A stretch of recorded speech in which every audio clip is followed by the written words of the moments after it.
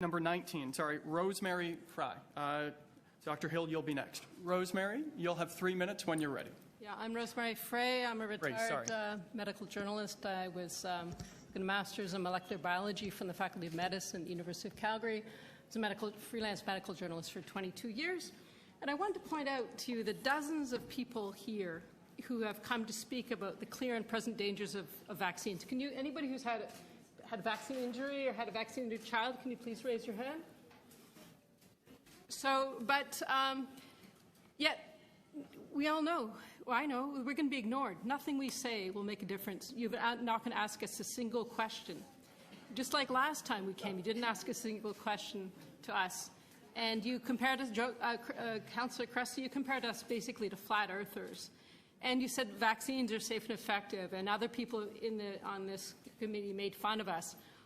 Councillor McKelvey read out a product monograph of water saying, well, water can be unsafe, so just like a product monograph of vaccines that, that anything can be unsafe. So you're ridiculing people who are just trying to say, maybe do your job and don't just be trained seals for the vaccine companies. Maybe actually say, let's look at the evidence. But that's not happening today. I don't expect it, even though it should happen. It's just unbelievable what's happening. It's a farce. It's a travesty. And by the way, in the press conference before I started on the press conference, and you had several speakers that were all saying vaccines are great. We have to make them mandatory. All this. But there are dozens of people here who could have spoken to some of the problems of vaccines. Where was any voice from that? Which is that a little bit of censoring of information? And, for example, Safia spoke about how we're going to have a vaccine compensation program, and that should be done. And she said, well, that way that pharma companies will have a skin in the game because they'll have to pay.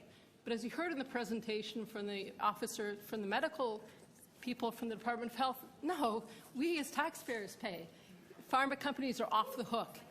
I mean, the misinformation is so deep and thick. This information that the resolutions you're talking about are about misinformation.